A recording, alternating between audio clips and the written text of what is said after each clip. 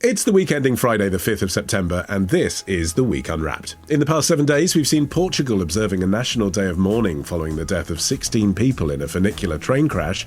Deputy Prime Minister Angela Rayner referring herself to the PM's standards advisor after underpaying stamp duty, and President Xi and Vladimir Putin caught on mic discussing how to live beyond 150. You can read all you need to know about everything that matters in The Week magazine, but we're here to bring you some stories that passed under the radar this week. Big news not making headlines right now, but with repercussions for all our lives. I'm Olly Mann, and let's unwrap the week. And joining me today from the Week's digital team is Jamie Timson, and not one but two special guests, folks. Education and politics correspondent for The Scotsman, Catriona Stewart, and British radio's most booked TV critic, Scott Bryan. Scott, it's your first time on The Week Unwrapped, actually, even though as host and guest we go way back. And I always ask first-timers to tell us one thing about themselves that we couldn't find out on Google. Or I suppose these days all via AI. God.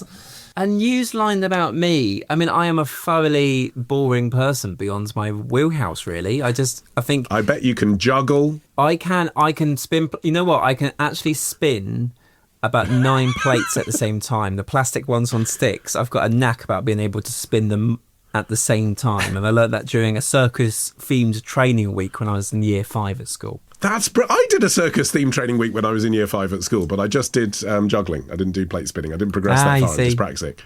Well, Scott, you're up first. What do you think this week should be remembered for? Has Bake Off got a soggy bottom for good? Someone came in here now and attacked us. Could you save my life? Maybe. Like, if Noel came and attacked you, could you, take him out? I'd feel confident if it was Noel. You could take Noel out, no problem. You mean take me out to dinner? With a few jiu-jitsu moves. What would we do? You can't kill someone who's already dead. Channel 4's The Great British Bake Off from Tuesday night. Scott, what's the story? This is the 16th series of Bake Off. It is still Channel 4's most popular programme, which is quite a surprise, I think, because, this is a show which has been a mainstay on TV for so long, of course, crossover from the BBC about 8 years ago, and has been, against what a lot of people initially said about the show when it moved channels, still very popular for Channel 4. But I just sort of found that watching the most recent series, it feels very deja vu. It sort of feels as that there's been so many episodes now. It feels as if everything that can happen has happened on this programme. And it's a bit like watching Grand Designs in a way, in which every episode's the same. On Grand Designs... How dare you? Well, no, but Kevin MacLeod turns up. There's a people who have more money than sense and more sense than money. Somebody gets pregnant. They all move to a caravan. The house is 4 years late. Yeah, but they have different environmentally friendly tiles in each episode. It's completely different. Eventually. But, then Kevin MacLeod pontificates that it's the best house he's ever seen. And it's sort of the case on Bake Off, in which with the first series, it starts off with a Swiss roll. There's a baker that you think has been on the show before. There's a baker that everyone wants to have as a relative.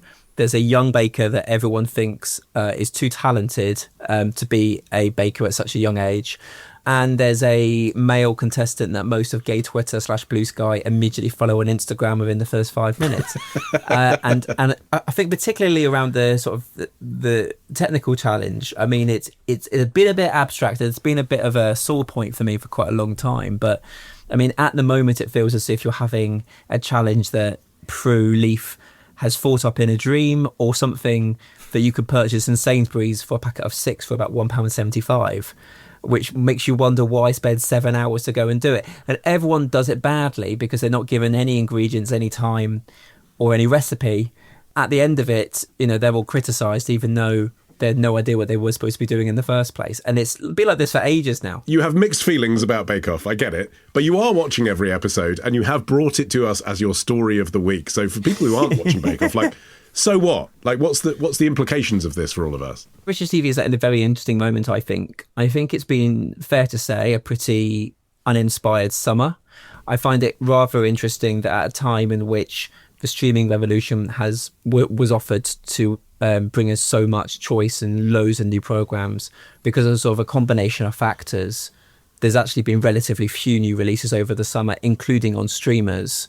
And I think what's a surprise is that if you look back at summer, there's Maybe What It Feels Like for a Girl was fantastic. There's a show called Alien and the Earth, which is great on Disney Plus. That's just about it, and it seems to be slimmer pickings for TV more than ever. And I just find it quite a surprise that when the Netflix and streamers came along, the whole idea was, you know, it was going to revolutionise the way that we watch TV, and it has. But by and large, I think actually we've got just about the same amount of new shows a week as we had 10, 15 years ago. And it's like we're basically paying as much as we did before, and we've ended up being back in square one again. It feels like we've done a complete circle. And now you're having shows like Bake Off, which is, you know, I will watch for the rest of time, and I do like, because everyone else is watching it, but it's the 16th series, so it's surprising sometimes, I find, about the lack of new big shows that are on. Kat, isn't it just the case that for the very reason Scott said, you know, there's so much on the streamers, that's where we tend to go now for our big quality dramas and stuff. That's kind of what TV has become. TV has become comfort, nostalgia, predictability, formats, something you can watch with the whole family. Not surprising. I have never felt older in my life than one of my friend's kids referred to a TV programme saying that it was extremely clever that the people behind this TV programme had done what he called a delayed drop. And I had to think about that for a minute. And what I realised he meant was an episode a week. And I had to explain to this young man that that is, in fact, how we all used to watch our television. But, I'm pretty controversial in that I don't really enjoy reality television, and that is a me problem. It's not a television problem. But what television's problem is struggling to keep up with the streamers. It's struggling to come up with content that is going to hook young people in the way that they just want short, sharp programs. Their brains are being reprogrammed by TikTok to only want little bite-sized chunks of television. And that obviously is having a huge knock-on effect on broadcasters. I mean, Channel 4 is relentlessly under threat. The Conservatives wanted to privatise it. There was a public consultation about that. It managed to escape from that at the 11th hour. Last year, when Lisa Nandy took over as the new culture minister, she met with Tim Davie from the BBC, which obviously is also trying to battle with allegations of irrelevancy, trying to work out how it should be funded when there is such a vast drop in people taking out licence fees. And one of the suggestions was the BBC and Channel 4 merge. And I read somebody at the time saying, it doesn't really matter who's sitting in what chair. They're all producing the same output. But of course, Channel 4 has a distinct identity. It was created to have a distinct identity. And who is sitting in what chair absolutely does matter. And there has to be a way of reinvigorating enough television that we can keep these broadcasters healthy and strong, because they are so vital as a part of British society. So this is the thing, isn't it, Jamie? You have this titanic hit in the form of Bake Off, which does bring a lot of Britain together. But at the same time, it's now on a channel whose remit is to spend money on things that are distinctive and original and actually sort of by their nature a bit more divisive than Bake Off. Channel 4's found itself in a bind where it says to the government, look, you wouldn't want to privatise us because look at all we do. And then the biggest thing it does is something that absolutely every private television company would love to have on its books, a big formatted programme like Bake Off. Yeah, and I think I've read a lot of interviews with people in TV, and obviously Scott will know a lot more about this, but it does feel like for a while at least, Channel 4 was prioritising things that it knew were hits, things like Gogglebox, things like Bake Off, things that were actually fairly cheap to make, I guess, in lots of ways. Reality TV like 24 Hours in Police Custody, which I love, or programmes like that are kind of guaranteed hits. I mean, it was founded in 1982. The remit was to be different, young and experimental. And I've heard lots of things said about Bake Off, but I don't think those three words could be used to describe it. But when I think about some of the hits that have, even recently, I mean, how long ago is this? But like things like It's a Sin, Derry Girls, or like Big Boys, these are like really great, interesting TV shows that have been put on Channel 4. So, I mean, there is still some market there for what, we would suggest that it was brought into operation in order to do. I guess the kind of question is how risk-taking or risk-averse Channel 4 will be, as Kat was rightly saying, it is feeling pressure from the government and from outside sources. And also, one of the things they do, Scott, when they're put under pressure to defend, have you done anything risky and original, is they point towards programming which, whilst risky and original, is also incredibly sexualised and upsets people for that reason. Channel 4 has always been provocative. I think the issue the channel has had is that there were really difficult circumstances for the channel sort of 2-3 years ago. Because of the loss of consumer confidence, there was a massive drop in advertising and new commissions on Channel 4, but also with a lot of commercial channels ground to a halt.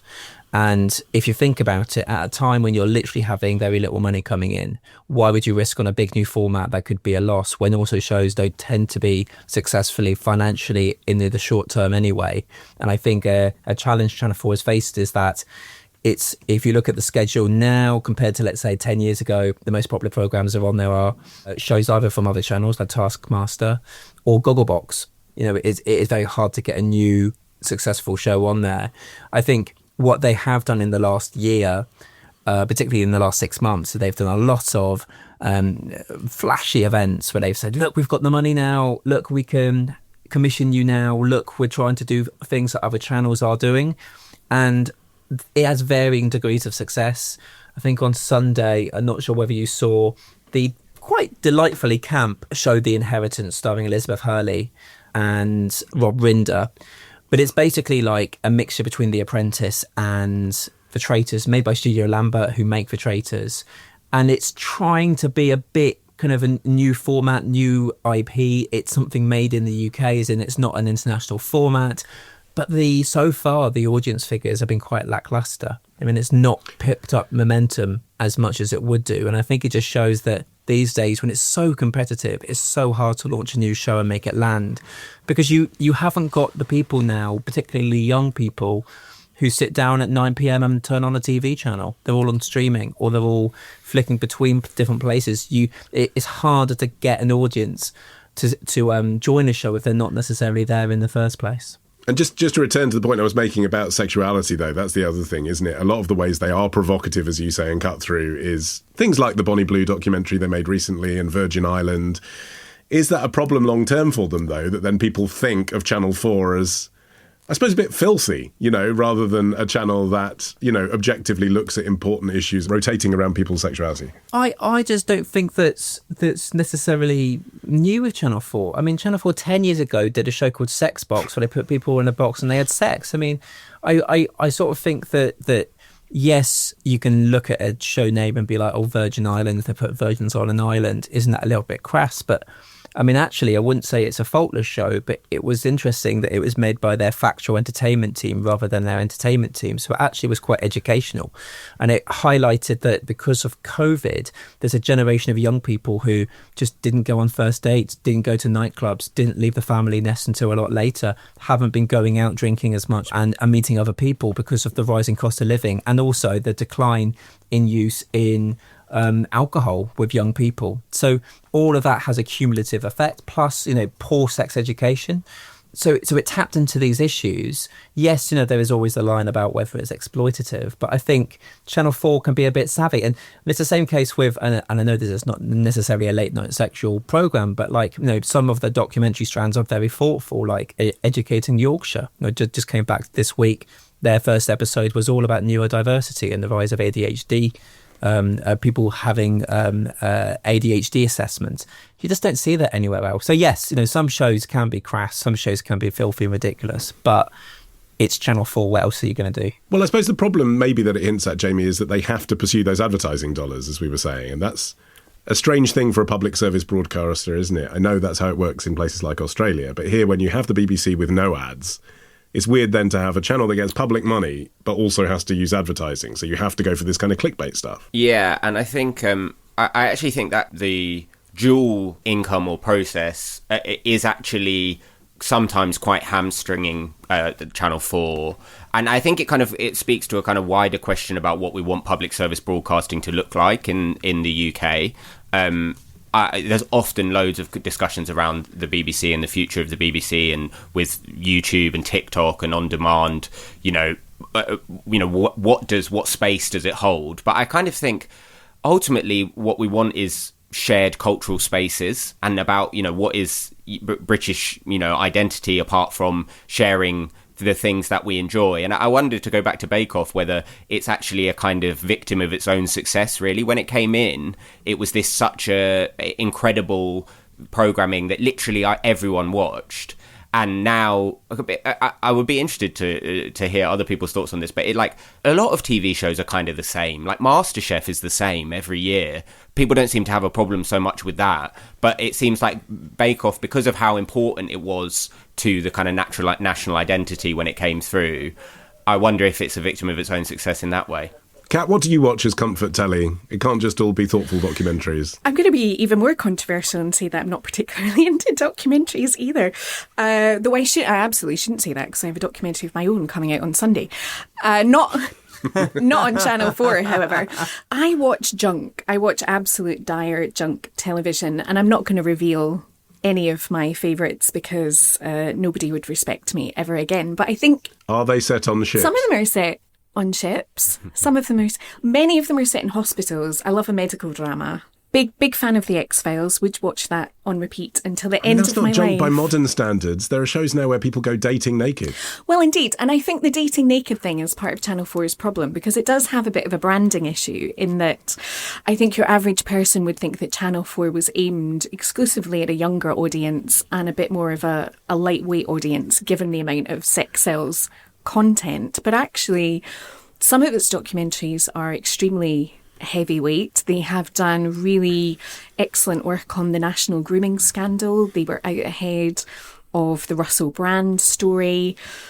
They do really high quality public service journalism, and I think that can get overlooked. I think Channel 4 News is one of the best quality news services that we have. Some of their journalists are the finest that are operating in the UK, and they tell stories in really creative ways that I find really engaging, that I prefer to the BBC. With Bake Off, I like the fact that Bake Off is repetitive. I like the comfort of it. I think when something's been running for that long, it can be a bit difficult to get publicity for it. I think the scandal this year was that there's nobody aged over 60 taking part, and there was a bit of a brouhaha at the suggestion that old folk don't have the stamina to keep baking every week, which seems like a nonsense. You're not scaling Everest, you're whipping up some French fancies.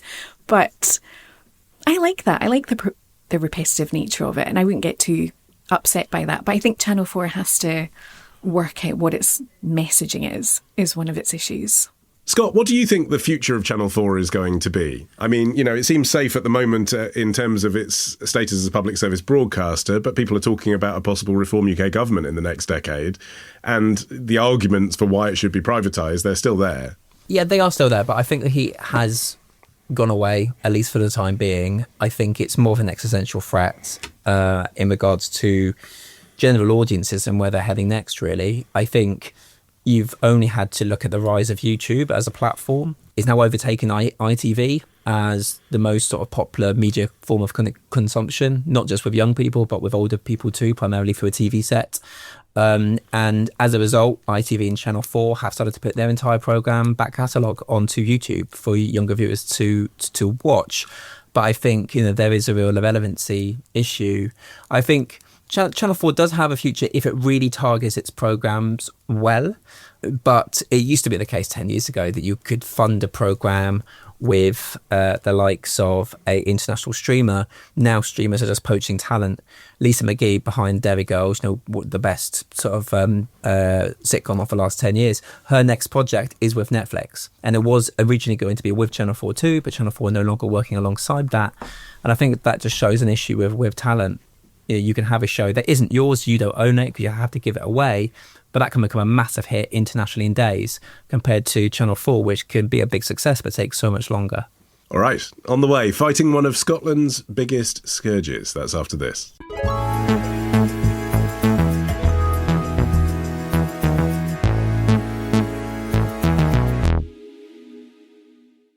Jamie, it's your turn. What do you think this week should be remembered for? The rise of a worrying trend north of the border.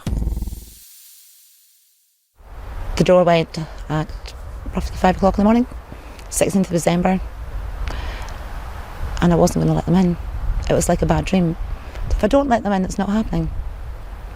And I remember sitting on the couch, looking at my Christmas tree, the snow falling outside, and being told my son's dead. Jane, the mother of James McMillan, who died of a drug overdose, speaking to Channel 5 News on Wednesday. Jamie, what's the story? Yeah, this week the latest figures came out that showed that Scotland is the worst in Europe for drug deaths. So the new figures were in 2024 that 1,017 people died, but it is a kind of mixed picture in the sense that that is down 13% on 2023 and the lowest figure in Scotland since 2017. But obviously the rate is still extraordinarily high by European standards, and the long-term trend obviously remains pretty grim. I think there's lots of things and ways into discussing this. I think probably first off, I like talking to friends, particularly friends south of the border down. Well, I'm in London today, but down here. Because you normally live in Glasgow, to be in Glasgow, clear. yeah. Yes. I think it's actually quite shocking for people outside of Scotland to know that it's the worst in Europe. I don't think people realise quite how bad it had got. A lot of the media attention that Scotland gets, rightly or wrongly, you could say, is often around independence and that political issue, and maybe it hasn't been a focus on actually particularly drug deaths and health. But in terms of the question about why it's so bad, there's obviously a lot of different risks. That the press around the study this year was talking about the rise of synthetic opioids called nitazene, which is basically just like a very strong synthetic opioid that has flooded into Scotland and causing obviously a higher mortality rates.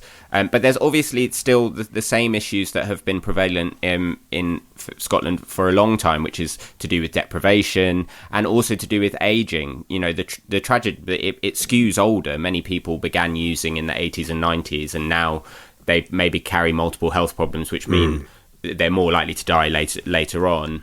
There's also poly drug use, but it's basically mixing drugs, so benzos with opioids. So it's not just one drug.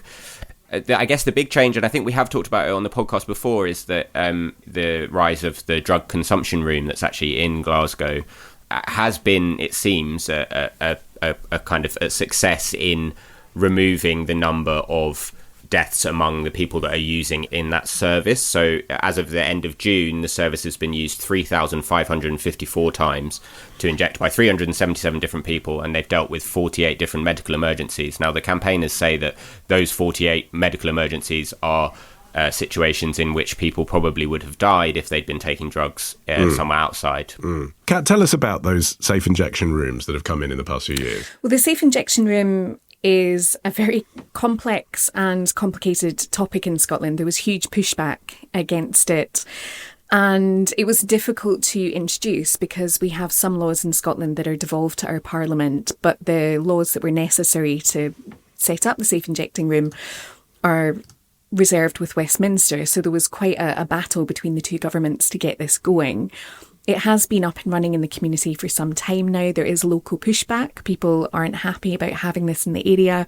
They say that it means that there are discarded needles in the area. There's an increase in antisocial behaviour. But the public health effect for the people who are using it has been significantly positive. I think what's really important to say, though, about these figures is that, yes, this year there has been a 13% reduction in drug deaths. And this has been a massive issue in Scotland for a very long time. It is an intensely complex, deep-rooted problem that successive governments have struggled to tackle. But that 13% reduction is not positive. One of the elements that's been affecting the drop is the fact that Scotland's heroin using population is an ageing population. So heroin addicts in Scotland are dying off. So that has had an impact on the figures this year. These are annual figures, but the quarterly figures actually show that this year there has been a massive increase in the number of deaths. So the figures for next year are going to be back up again. And one of the interesting things this week is that we have a drug and alcohol policy minister, Marie Todd, and I heard her being interviewed on the radio And she was asked, is this a disease of despair? And she said it is. And that's something that the government has avoided talking about previously, because Scotland does have the highest drug deaths in Europe. We have deep ingrained poverty, but our poverty levels are not particularly higher than anywhere else in Europe. So there has been a lot of hand-wringing and agonising over why Scotland's drug problem is so significant. And we do have the treatment and harm reduction methods in place. They are enough. There are other things that could be happening. It's hard to tell as well, looking at the statistics, whether some of the treatments are beneficial, because what it then shows is that methadone killed someone rather than heroin. But to Jamie's point, they would have died of heroin anyway in those cases. Yes, and the most recent figures for methadone show that Scotland is spending less on methadone. That's in part because it's being substituted with a drug called Buvidal, which is a long-lasting injection. And that's positive because for people who are living in communities where they are well known, there is a lot of stigma around being that person that goes every day to the chemist to get their methadone prescription. Buvidal means that they get one injection and they don't have to show their face as often. And stigmas is a huge barrier for people accessing treatment, but there needs to be more investment in stopping people from having to take either of these medicines, because around 50% of the people who die of opioid overdoses have methadone in their system. So it's actually not as effective as you might think that it is. And Jamie, to Kat's point, I mean, it's a bit difficult to say this as an Englishman, but at least I'm addressing it to an Englishman who lives in Scotland. There is poverty across Britain. There are a lot of the same ingrained systemic issues across Britain. There are drugs across Britain. What is it about Scotland? Is it that, I mean, this again sounds a bit flippant, but is it, Scotland famously has less sunlight, it's very dark. Is there an element of it being a Northern Hemisphere thing? Yeah, I mean, as Kat was saying, it's a very complex issue. I moved up 5 years ago now, nearly. It's noticeable how much less sunlight you get in winter in Scotland, and that can be quite a facile thing to say, but actually I think is very important to the way that people feel, particularly in the depths of winter, and we know obviously about SAD and all of that stuff. I think really the need for more wraparound support is kind of what a lot of the studies talk about. So stable housing, mental health care, debt employment support, things that help with recovery and can get people into those situations that will mean that there's less chance of them using again. I think the question of what is unique in Scotland in comparison to other countries is maybe to do with the lack of funding, and maybe a little bit, I mean, Kat would maybe have a better idea, but maybe a little bit of the government taking their eye off the ball slightly, the Scottish government, when it comes to this. Yeah, what about that, Kat? Because this should have been one of the defining things that the SNP managed to crack down on, right? What's the point of being the National Party of Scotland and putting Scotland first if you don't deal with this particular scourge? I'm not sure that would be a fair characterisation. This has been front and centre of Scottish government policy for an extremely long time, because it's killing 10,000 Scots under this SNP government. They don't take that lightly. It is a long-running, very complex problem.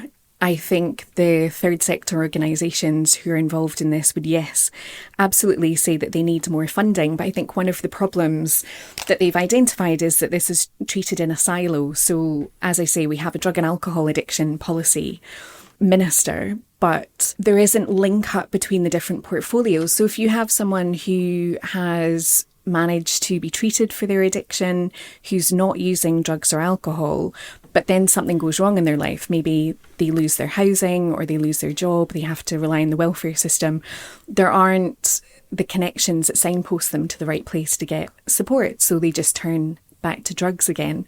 There are also issues with, again, the devolved legislation. One of the things that would be of huge help would be introducing inhalation kits in Scotland, which there are in England, but we can't set up a system where safer inhalation rooms are founded because we don't have the mechanisms at Holyrood to make that a legal route. But it would help people on their path to recovery because inhaling is much safer than injecting. In England, charities are able to give out crack pipes to have safe spaces for inhalation because you can get a letter of comfort from the police, but we don't have a letter of comfort from the Lord Advocate. And the Lord Advocate would have to discussed that with the Westminster government. So it becomes very complicated. There are lots of things being done. There could be more, but some of the issues are as much as the weather is worse. As I say, it's a disease of despair. People turn to drugs, they turn to alcohol because they can't access mental health support, or they don't know that they can access mental health support. And it is a very, very difficult picture. Scott, what jumps out at you from this story? I mean, I think it just in terms of the point about why Scotland, I mean, I was reading a really interesting piece on the BBC News website that talks about the historical element of it. And it was essentially the closure of the Scottish shipbuilding industry, and also at the same time the large relocation from those central Scottish cities like Glasgow and to predominantly outer town sort of new developments that then reached quite a bit of decline and poor social services. It sort of meant that for particularly a lot of men there was like a lost generation of lack of opportunity, and also no longer being tied to a common cause in terms of industry. And I think that's a sort of a factor. Then there's a societal shame that's added to it. I think this is not in relation to drugs, of course, but one thing that I've noticed is that in a lot of Scandinavian countries, there's issues around alcohol. And what's noticeable is, of course, when you go to these countries, like I went to Iceland, how much more expensive it is to get alcohol, but also how much more of an effort it is to get alcohol. You know, in terms of the fact that you have to drive to an out of town place. There's a law that means that you can't have deals on alcohol. You know, you have to literally go and get them in sort of quite plain looking shops. So I think although this is in relation to drugs, I sort of wonder about, you know, the culture of alcohol too within Scotland is of course the complete opposite of that, and that combined with the weather and the climate, I think really adds to it. Do you agree, Kat? I have a very good friend who lives in Sweden who comes to visit me quite a lot, and she's always astonished when we go to the supermarket and you can buy alcohol in the supermarket. But drinking culture in Scotland is something that we absolutely acknowledge, that the government acknowledges, and that there has been much hand-wringing over. But one of the ways of addressing that is the Scottish Government introduced minimum unit pricing, which again was very controversial. And one of the arguments against that was that all it did was drive up prices of fancy gins and fancy wines, and was only hitting the middle classes who can afford to pay a little bit more. But for the people who are at the other end of the scale, who are problem drinkers, it wasn't going to do very much to stop that. If you have an alcohol addiction, you are going to source alcohol no matter the cost or what you have to do. But actually, it has seen improvement, and last year the minimum unit pricing price was increased to reflect the fact that it is working. But I don't deny that drinking culture in Scotland is a huge issue, and another massively complex one to try and tackle, though I don't think the English are entirely free of drinking culture issues. No, indeed. And Jamie, you know, as we said, you can view these statistics positively. You can say, well, they are bringing this number of deaths down. It's just a stark statistic that Scotland has this high number of deaths from drugs. Looking around, finally, the rest of Europe and the rest of the world in general, are there lessons we can learn from other countries that Scotland could be putting into place? Yeah, I mean, I think the legal issues are obviously a big part of it. And, you know, if you listen to the SNP, they do want greater devolution. I mean, obviously independence, but greater devolution in those terms. Like across Europe and Canada and Australia particularly have used these supervised consumption sites. And in Vancouver, a Lancet study found that overdose mortality fell by about 35% within 500 metres of the supervised injection site compared to the rest of the city. In Sydney, ambulance call-outs for opioid overdoses declined significantly around where they were injecting. The battle that it has taken to get even one, I mean, there's only one consumption room in the entire country. I know that there is hope that there might be a second one in Edinburgh. Real world outcomes, like fewer deaths on the doorstep, fewer 999 calls, more people engaged with health services, have come from these consumption and from data from around the world. So that is one way of doing it. I think across the board there's a kind of tacit agreement now that actually harm reduction is, you know, the pure fact that we do have a drug consumption room in this country, despite the uproar for it from lots of different sides, does show that we are moving towards a way of looking at the problem that says that this isn't just something that we have to tackle with kind of criminalisation and harder drug laws. It's actually a kind of understanding. So I think that there is some positivity, and I think that hopefully, although Kat is pointing out that the statistics are going to be worse for this year, I think that culturally there's a change in this country to understanding the benefits of harm reduction and taking that to take on drugs. So I'm hopeful, but obviously it's a long road. Okay. Up next, how social media has given us a new anxiety, just what we needed. That's after this.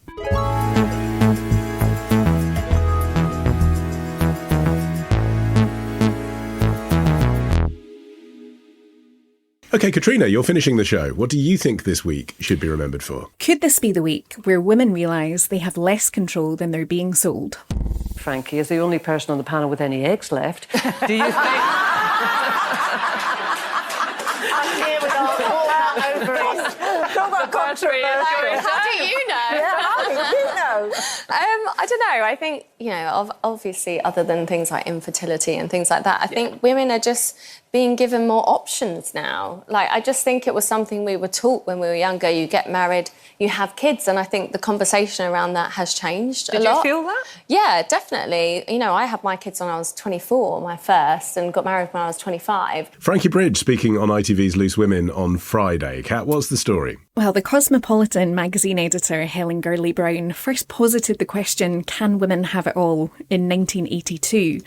And it's been a... Stories of the week, Kat. Well, we've already had 1982 on this episode. Channel 4 was set up in 1982 also. But that has been a fundamental argument of the feminist movement ever since. Gurley Brown's book wasn't so much a feminist manifesto as an advice manual on how to get ahead at work, run a family home and please your man. But that question of whether a woman can have a career or indeed a fulfilling life and be a mother is one that endures and has an impact on birth rates. And this week we have had yet more figures that show that all of this has an impact on birth rates. Birth rates are falling consistently across the UK. Of course, nature abhors a vacuum, and so, as it often does, social media is helping fill the void. There's long been a push to have women freeze their eggs just in case life gets in the way of having kids. But now there's an increasing online trend for women to have their hormone levels checked with a view to finding out what the long-term fertility picture looks like for them. But the question is, are these tests all that they seem? Okay, lots to talk about there. But firstly, because I'm glad you picked up on the social media thing, we've talked a lot on the show about falling fertility rates, but we haven't talked about fertility anxiety, mainly for women in their 30s. You're one of those. Can you relate to this? I can, and I actually had IVF last year. It didn't work, sadly. And I just assumed that it would all be fine. I thought that I could prioritise my career, push forward with doing everything else that I wanted to do, and everything would fall into place, which it didn't. And as a woman of a certain age, I am punted the kind of adverts that are causing fertility anxiety all the time. And it really infuriates me because a lot of these adverts are for tests that are being sold as a way to give women peace of mind. So the idea is, don't worry if you're not sure about having children or whether you haven't met Mr. Right yet, or you just want to focus on your career first. Take this blood test and everything will be okay. And the blood test in question is one that measures a hormone called AMH, which is linked to the number of eggs a woman has in her ovaries. And it's given to women who are considering fertility treatment because it tells you the approximate number of eggs that you have that can be retrieved for IVF or for egg freezing. But actually, it can't predict the chances of conceiving. It can't predict the health of your eggs or your fertility status. But regardless of all of that, online companies and social media influencers are marketing this test as a fertility tool. And I think it's a class issue too, because these tests are phenomenally expensive. They cost £500 to £900. They're out with the reach of most women, or many women. And egg freezing is prohibitively expensive too. And I think the lesson is a really hard one. And it is that when it comes to the female body, knowledge isn't always power, and there's almost no such thing as control. But of course, TikTok influencers, private companies can't sell that as an aspiration. And so this fertility anxiety is just being fueled by these companies and by social media. I mean, what about people who are listening to this thinking, okay, fertility anxiety, that's kind of like a fun label to put on this sort of trend for TikTok videos, but actually it's just a new name for family planning. That's all it is. It's always been part of every woman's thoughts is there an age at which it will be too late for me and should I plan for that? And I think that's a perfectly viable and sensible conversation to be having because, again, sex ed when you're at school is all about not getting pregnant. Your 20s, when you're having fun, is all about not getting pregnant. And I think it's only when you come to the point where you're either on your own, as I was, and you want to have a look at your options, or whether you start trying for a family, that you find out what the facts are. And another frustration of this, sorry gents, but we focus so much on the women, we don't talk about male fertility. So 50% of infertility cases in couples are due to the man contributing to the problem. And in about 30% of cases, it's purely the man's problem. But men aren't being punted £800, £900 sperm tests online. It's all about women because, again, we are still in this situation where when kids come into the picture, it is the woman who's taking time off work, it is the woman who is worrying about childcare, it's the woman's career and income prospects that are damaged. But the new element to this is very much these tests. They're essentially, I don't want to say essentially snake oil, but I think if women knew what the actual implications were of them, they wouldn't be spending all of this money, and certainly they wouldn't be making massive life decisions based on them. And that's backed up by research. So researchers in Australia conducted a study of around 1,000 women, and in a blind test they gave some an information pamphlet that talks about the facts about AMH tests, and the other pamphlet just gave the kind of information that you get on TikTok videos. And unsurprisingly, those with the facts didn't want to go ahead and take the test because they knew that ultimately it just wasn't going to tell them anything useful. Because it's unreliable? I mean, what's the main reason the test doesn't work? Well, it tells you, it measures the hormone that tells you how many eggs you have in your ovaries, whether you have a decent egg reserve. But it doesn't tell you anything other than that. So you might have lots of eggs, but they might be of all poor quality. So they might not actually be able to go on to be viable. Or you might have a partner with a low sperm count, you might have something else that's a problem. So when I decided that I wanted to go down the IVF route, I went to get checked out. Coincidentally, when my appointment came through, it was on my birthday, so that was a lovely birthday treat for me. And everything was perfect. Everything was absolutely fine. I was given the green light, 2 thumbs up. My best friend from high school did it at the same time as me. Sorry, this is maybe going into too much detail, but I produced, when I had my IVF cycle, I produced 5 eggs and my friend produced 1. And it didn't work for me. Whereas for her, she had a 5% chance of conceiving, and now she is a beautiful, healthy 14-month-old boy. I know this is a tiny sample size. My other friend has a brain tumour and had extensive chemotherapy and radiotherapy, was told that her chances of conceiving would be damaged. She and her then partner, now husband, froze some embryos just in case of that eventuality. But she, after all of the chemotherapy and radiotherapy, got pregnant naturally at the age of 40 and again has a lovely little boy. So you just don't know is the point. But women are making serious life decisions and they're relying on these tests, and the tests really don't tell you anything. Okay, putting the test to one side though, Scott, I mean, as Kat's just demonstrating, and thank you, Catriona, for sharing all of that, but actually the conversation, I mean, no one wants to provoke anxiety, but the conversation around fertility, it's a good thing for people to be talking about that and sharing that, isn't it, in their own experiences, because it is a fact that fertility declines in both genders the older you get. I mean, I think it's a double-edged sword. I mean, I think social media has been fantastic in terms of highlighting people's experiences and uniting people, but I think it merely adds to pressure. And I think it's also the fact, as rightfully pointed out, there isn't really, I think, as much a conversation as there should be in regards to male fertility as there is in regards to female fertility. And I think there is part of it is, I guess, societal shame around men in terms of fertility and not wanting to have an open conversation as much as about that with other people. I mean, I find that The whole premise to me generally of influencing is something I absolutely loathe. I've never understood it. I've never understood the idea of, companies paying people to just talk without any criticism about products and saying they're fantastic. I mean, I think by and large it's a form of advertising, but at the same time it's a form of pressure that comes with it. And I just hate it. I mean, I'm not mixing my words here, but I do.